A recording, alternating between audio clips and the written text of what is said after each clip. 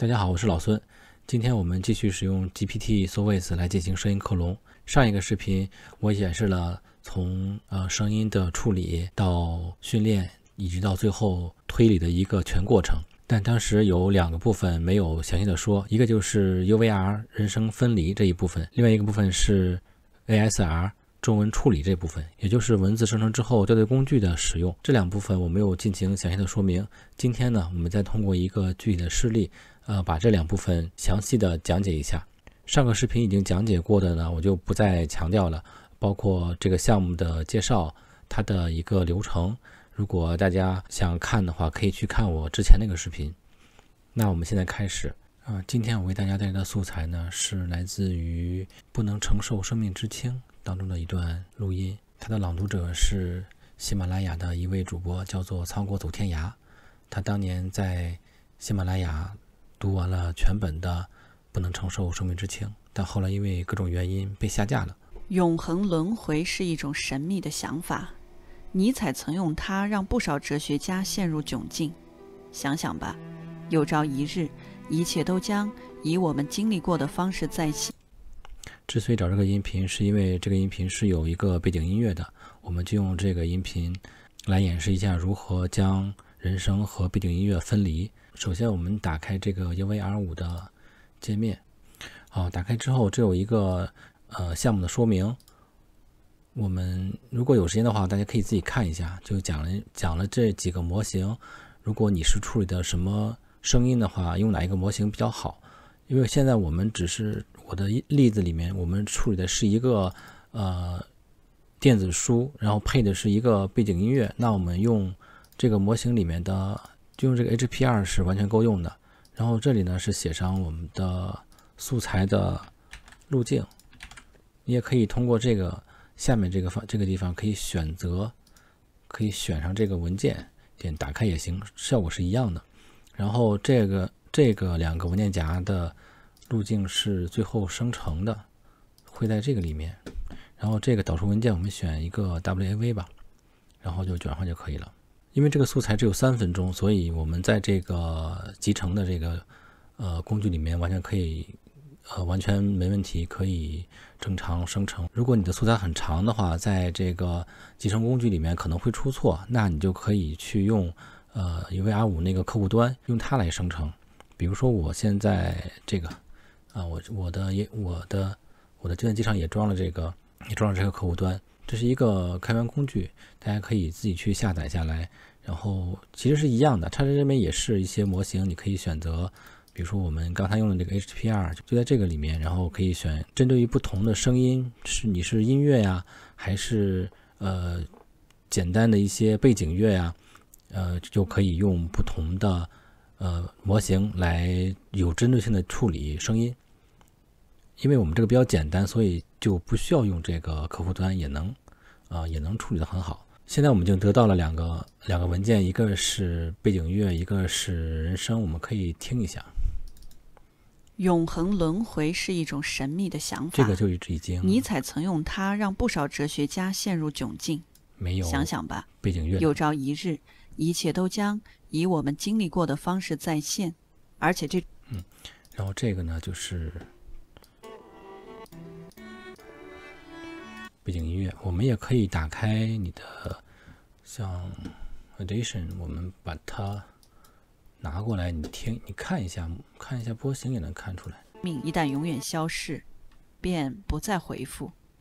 那我们看一下这个文件，应该也是处理的比较干净，那我们就可以正常使用了。好，得到文件之后，那我们这个前期处理这一块就已经结束了，我们可以把它关掉，这样会节省一些资源。下面就是我们之前上一次那个步骤，开始语音切分。我们得到的是这两个不需要的删掉。我们得到的是这两个文件，我们现在只需要这个人声的这个文件。那我们把它的路径给它拷过来，然后切分我们还是对比看一下，切分在这里面，我们开始语音切分，看它会自动切多少。自动切分了34个文件。对，我们刚才忘了看一眼，我的素材是3分钟。但是我们在切分完之后，它就有可能不一样了。我们看一眼，它就会短了5秒钟。为什么呢？因为我们这有一个设置，如果你的声音里面有一些长段的空白的话，它会直接切掉不要的。所以这个视频里面应该是有一些比较长的那个停顿的位置，那它就直接切掉就不需要了。这样我们得到的就是这34个声音文件。我们随便打开一个听一眼。和一位反复轮回、不断来砍法国人头颅的罗伯斯庇尔之正常的。那我们就可以进行下一步，然后我们再做我们的 VSR 语音识别。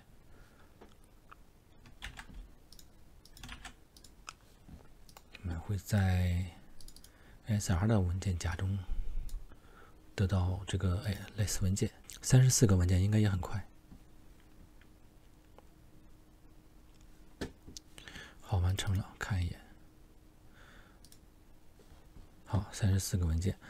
我们现在不在这里面看了，我们直接演示我上一个视频没有做过的这个，就是校对标注。我们做一个校对标注。我来演示一下这个校对标注它是怎么一个流程的。大家打开之前不要忘了把这个路径写上。好，这就是上一个视频我一带而过的一个校对的这个界面。我们可以看一下，它这个左侧是文本，中间的部分就是我们对应的音频。比如说我们有30几个，那它一页有10个，然后下一页，你就一页一页的来处理。比如说我们现在看这一个，我来演示一下怎么处理这个文本吧。我们对应着文字来听一下这个声音，或是绚烂的，这份残酷美丽和绚烂也都没有任何意义。你可以修改，加一些标点符号呀，改一些错别字啊，然后改完了以后，最关键的是要保存这个文本，然后你过来看一下你的这个文件就已经更新了。看一眼这个，这是之前的这就更新过的。每个改完以后保存一下，你也可以改几个之后再保存也行，但是为了安全起见，还是最好做到实时保存。然后看下面这些没有错误的话就不用管它。然后音频这边呢，你可以合并2个音频，比如说这2个你觉得它可以放在一起。我们看这个吧。我们对它不必太在意，它就像是14世纪。这个明明跟后一个是同一句话是吧？那你可以把它合并起来，比如说这2个可以合并起来。合并之前我先把它备份一下。好，我们可以把这2个选中，然后选择合并。看它这2个就合并在一起了，它的文本也在一起了，这样你就可以。我们对它不必太在意，它就像是14世纪非洲部落之间的一次战争，尽管这期间有30万黑人在难以描绘的凄惨中死去。念成提交，然后你再看一下这个文本，它也合并起来了。但是这种只是说演示功能。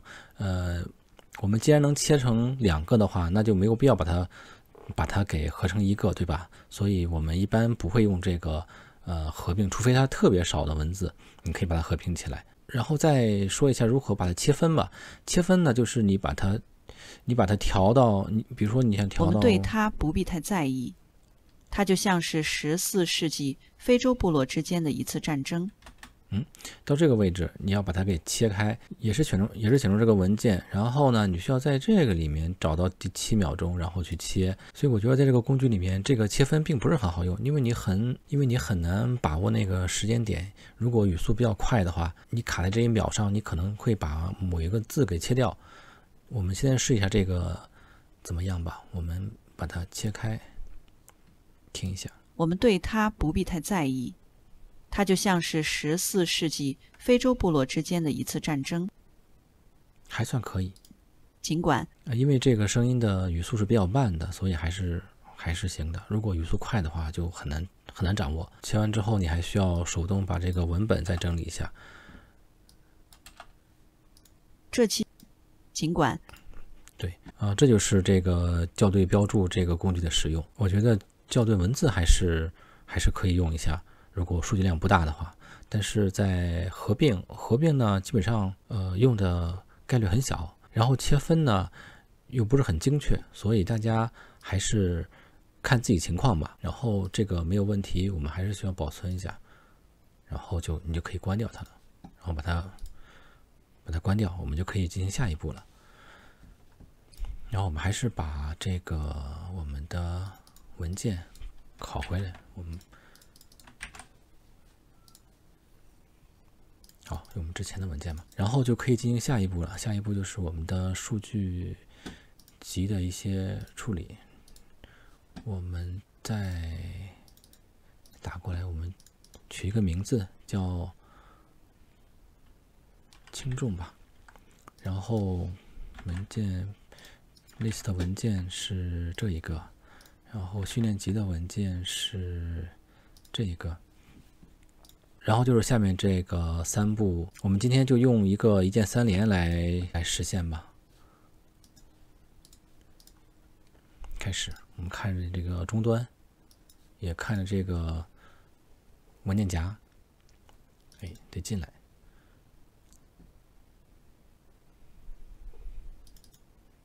34个文件都有了。行，这样我们这一步的工作也完成了，然后再开始训练。训练还是跟上回一样，我们训练25轮，然后频率5，这个总轮数20，频率也是5，然后开始训练。好 ，Surface 这个训练完成了，开始 GPT 的训练。在上一个视频的时候，有的朋友留言说还是在一键3连的时候有出错。其实一键3连的时候，你最好还是一步一步来，然后对照着终端来看到底是哪一步出的错误一般会在第2步出错。在第2步的时候，因为终端上没有提示，所以也不好判断。这时候你需要到这里面来看，经验就是你看第5个文件夹它有没有把你的那个声音素材给拷贝到这里面来。如果这个里面没有文件的话，后面的训练的时候也是不能正常训练的。所以具体还是看是什么错误。如果你的一键3连的时候在控制台没有任何错误提醒的话，那你就来看这个文件夹里面这个生成文件有没有。如果没有的话，那你就根据你的机器的配置，是不是因为你的显卡的问题，是不是因为什么半精度、全精度那个问题，可能会导致出现这种错误。如果控制台上本身已经报错的话，比如说是什么显存内存那你就相应的进行相应的处理。行，现在我们这个 GPT 的训练已经完成了。我们看一下文件，在这里面，好，它完成，它有了 ，Surface 里面也有了。那我们就再进行推理，开启推理界面。好，我们选我们刚刚训练完成的2个模型，然后选我们参考的文，然后我们用我们之前的经验找一个一整句话没有停顿的，然后我们然后根据它找文件1719680，1719680这个。也丝毫改变不了世界的面目。好，然后我们拿过来，让他说一下自己的话，听一下。也丝毫改变不了世界的面目。也丝毫改变不了世界的面目。也丝毫改变不了世界的面目。还可以，有一点点电音。也丝毫改变不了世界的面目。但是已经很相似了。然后我们让他说一下这个数据集里的其他的话。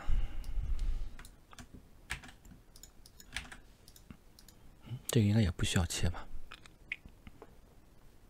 和一位反复轮回、不断来砍法国人头颅的罗伯斯庇尔之间。然后我们再让他说一下数据集之外的。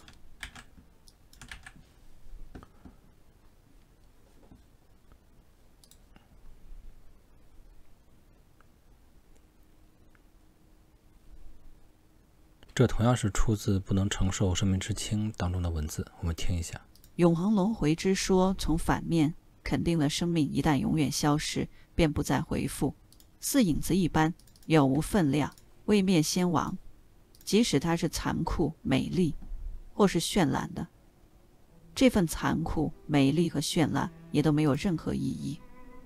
我们对它不必太在意，它就像是14世纪非洲部落之间的一次战争，尽管这期间有30万黑人在难以描绘的凄惨中死去，也丝毫改变不了世界的面目。还是有原来这个声音的那些特点的，对吧？然后我们再让他读这一篇文章。